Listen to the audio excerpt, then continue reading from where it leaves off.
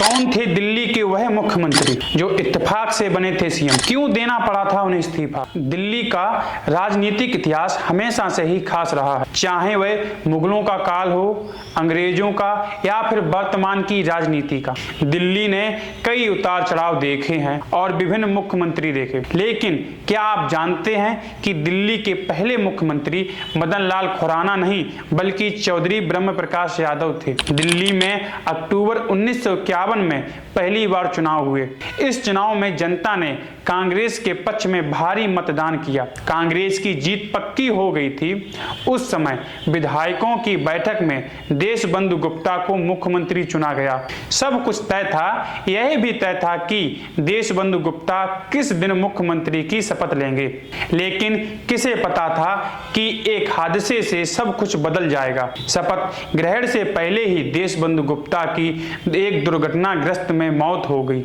अब सवाल उठता है कि मुख्यमंत्री की कुर्सी पर कौन बैठेगा? इत्तेफाक से सभी ने चौधरी ब्रह्म प्रकाश यादव के नाम पर मोहर लगा दी। राजनीति के जानकार कहते हैं कि चौधरी ब्रह्म प्रकाश यादव का दिल्ली के पहले मुख्यमंत्री बनने का संयोग हो सकता है, लेकिन वे एक सक्षम नेता थे। यही वजह थी कि तत्कालीन प्रधानमंत्री जवाहरलाल नेहरू ने भी उनकी नियुक्ति पर सहमति दी। चौधरी ब्रह्म प्रकाश यादव की सबसे बड़ी विशेषता उनकी सादगी थी। वे सरकारी गाड़ी की बजाय सामान्य लोगों की तरह सार्वजनिक परिवहन में यात्रा करते थे। वे चलते फिरते लोगों की समस्याएं सुनते थे और उनका समाधान निकालने की कोशिश करते थे। दिल्ली में रहते हुए भी उन्होंने कभी भी अपना खुद का घर नहीं बनाया। जब उनसे पूछा जाता तो वह कहते कि पूरी दिल्ली ही हमारा घर है। ब्रह्म प्रकाश यादव का दिल नैरोबी शहर की तरह दिल्ली के विकास के सपने में बसा था। उन्होंने कई बार नैरोबी की तर्ज पर दिल्ली को विकसित करने की इच्छा जताई, लेकिन यह सपना पूरा नहीं हो सका क्योंकि दिल्ली केंद्र शासित प्रदेश बन गया था। 90 के दशक में दिल्ली में विधानसभा चुनाव का गठन हुआ और भारतीय जनता पार्टी की जीत के साथ मदन लाल खुराना दिल्ली के मुख्यमंत्री बने।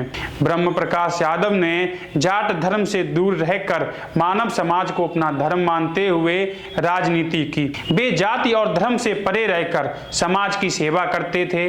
उन्होंने कभी अपने जाति का प्रचार नहीं किया और दिल्ली की राजनीति में अपना एक विशेष पहचान बनाई। 1957 में ब्रह्म प्रकाश यादव ने पहली बार सदर लोकसभा सीट से चुनाव लड़ा और फिर 1962 और 1977 में बाहरी दिल्ली से लोकसभा क्षेत्र में जीत दर्ज की।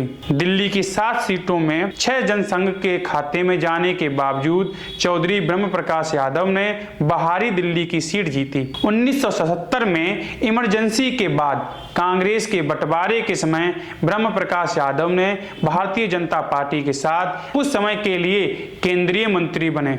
उन्होंने केंद्रीय खाद्य, कृषि, सिंचाई और सहकारिता मंत्री के रूप में महत्वपूर्ण कार्य किया। 1980 में कांग्रेस के उम्मीदवार सज्जन कुमार के हाथों हार मिली। चौधरी ब्रह्म प्रकाश यादव ने समाज में वंचित, शोषित और गरीब वर्ग के मुद्दों को हमेशा उठाया। उन्होंने सहकारिता की ताकत से इन लोगों की समस्या हल करने का प्रयास किया। 1945 में उन्होंने ग्रामीण कृषि सहकारिता को एकजुट करना शुरू किया और उन्हें सहकारिता आंदोलन का पितामह भी कहा जाता है। उन्होंने नेशनल डेयरी डेवलपमेंट बोर्ड के साथ मिलकर सहकारी कंपनियों को बढ़ावा देने का विचार रखा, जिसका उद्देश्य था सहकारी संस्थाओं को सरकारी नियंत्रण में मुक्त करना। उन्होंने 40 साल तक सहकारिता के विकास के लिए काम किया और दिल्ली में कई सहकारी संस्थाएं स्थापित की। 1993 में जब दिल्ली में विधानसभा का गठन हुआ और चुनाव हुए, इसी साल चौधरी ब्रह्म प्रकाश यादव का निधन हो गया। हमें आशा है कि आपको हमारी यह जानकारी पसंद आई होगी। ऐसी और अपडेट के लिए देखते रहिए यादव विजन। धन्यवाद।